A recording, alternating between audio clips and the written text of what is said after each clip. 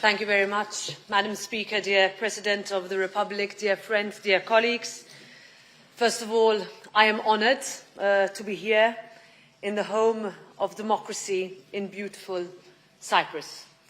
I am honoured to be among friends, among Europeans who understand the power of Europe to transform, to heal. Cyprus is and will always be close to my heart, not only because I am, like you, and so many, Madam Speaker, a proud Mediterranean woman, but because we understand each other. We know the possibility of Europe. We know that we must be united. And we know that we are better, stronger, and safer when we act together. Europe is Cyprus just as Cyprus is Europe, and you will find the heart of Europe beating in every town, city, and village here. The history of Cyprus reads as an example of resilience, of how to stare down impossible odds, but still manage to come out stronger, of how to turn the challenges faced by an island in the middle of a volatile sea, placed by nature at the crossroads of civilizations, into a bastion of European values, of democracy, of dynamism, of opportunity. The sacrifices made by your people mean that Cyprus, despite the global difficult winter facing us all, is firmly on the path to growth, prosperity, and sustainability. It was not easy, but you did it. And the history of your people is indeed inspirational, but it is the future of this island nation that inspires more. And if Cypriots can teach the world anything, is that the future is full of possibility. Madam Speaker, you mentioned this in my first speech as European Parliament President last January. I spoke about your country, about the struggle that you face and the power of Europe to help. And this was important for me to do that. I wanted to send a message immediately that Cyprus is not in a forgotten part of the Union, and that in the European Parliament you will always find a true friend and unwavering ally, and that a way forward, while difficult, is not impossible. The European Union has been forged out of the painful history of our continent.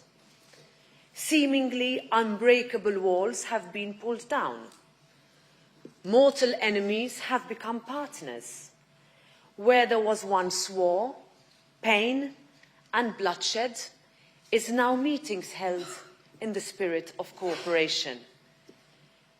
Europe has the power to heal, and here, in the last divided capital on our continent, Europe must use its experience to bring people together, to ensure one Cyprus under the auspices of the UN Plan for Peace and in line with our shared European values. And let me be clear, the only way forward is for there to be a single, sovereign European state, a bicommunal, bizonal federation in line with the UN Security Council resolutions. And I'm here to say that Europe will not turn away from Cyprus or our joint ambition at seeing the reunification of this great island, that we are one, that your challenges are our challenges, and that, let me say again, Europe will never be whole while Cyprus remains split. Because this forced division of an EU member state is not a Cyprus question, but a European question, and we must respond to it in a European way. And also, friend, let me say that sabre-rattling that is aimed at disrupting the status quo, as in Famagusta, seriously jeopardizes efforts at restoring confidence and finding workable solutions. And on this, we must build trust. There can and there must be a win-win outcome here that creates trust between communities. Of this I'm convinced, and all the European Parliament resources are at your disposal to make the steps forward towards peace, towards progress, towards reunification. Ladies and gentlemen, this is at the very core of the mission of the European Parliament, and it is also the ethos that has guided our response to the invasion of Ukraine. We must learn the painful lessons of history, and we must keep supporting Ukraine politically, with military aid, with logistic support, and with hope and solidarity that only Europe can provide.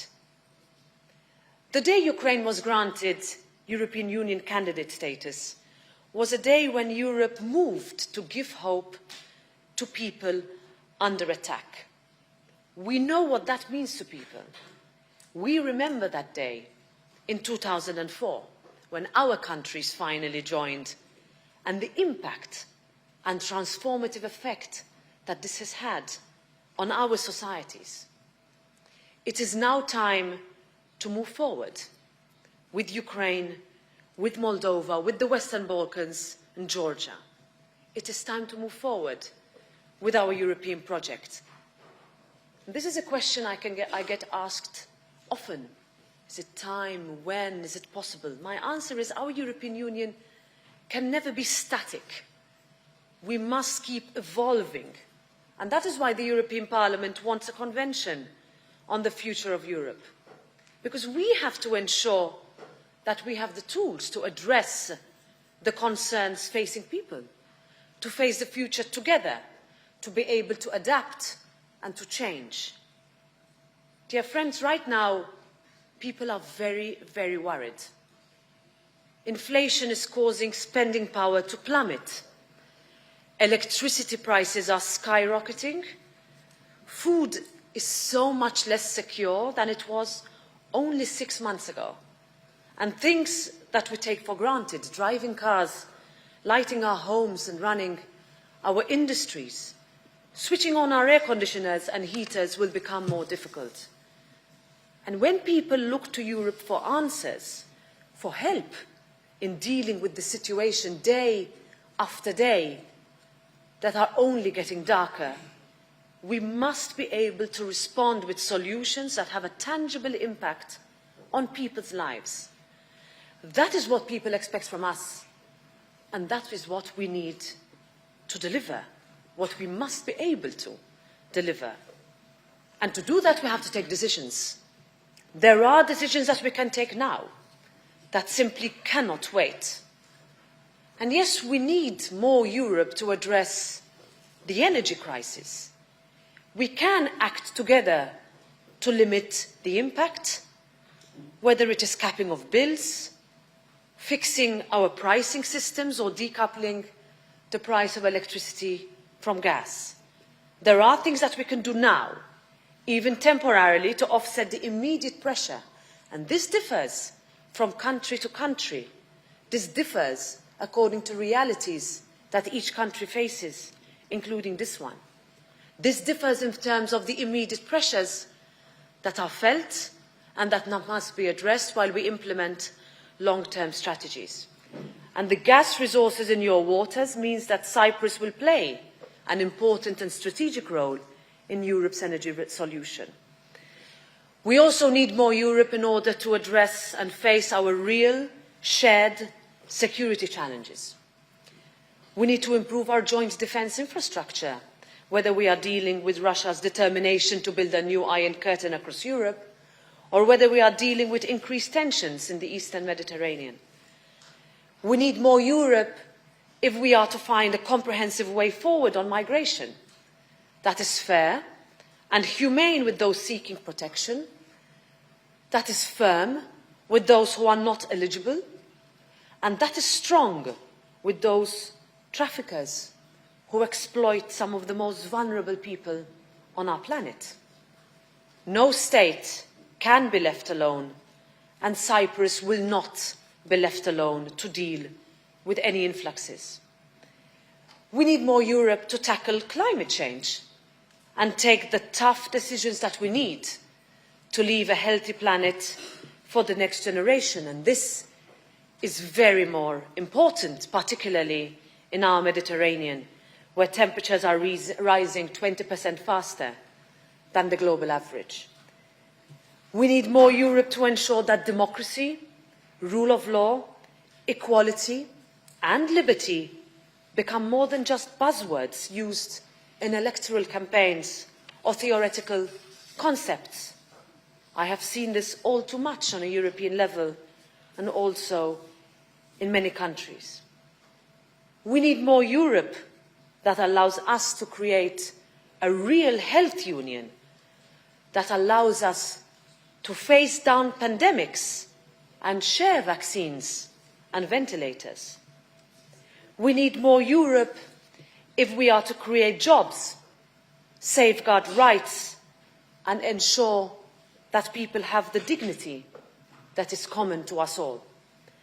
We need more Europe, Madam Speaker, if women like you and me are to be more of a rule than an exception.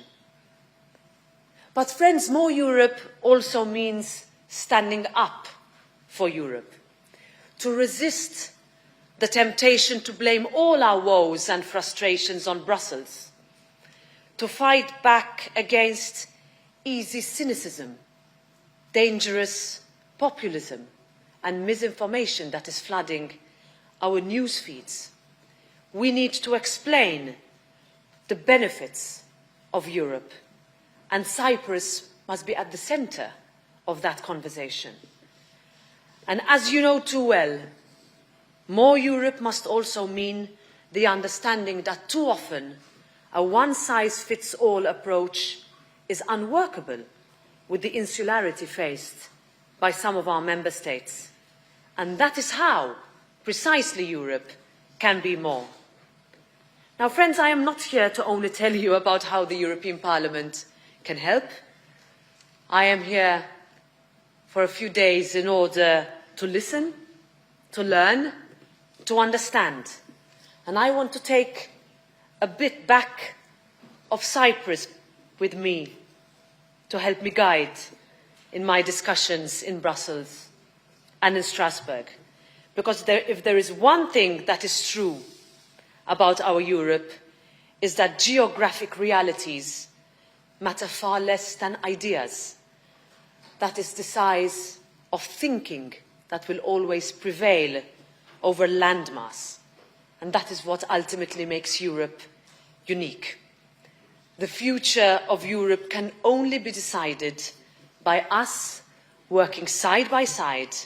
And my appeal to you, my appeal to Cyprus is to help lead that future together. Thank you.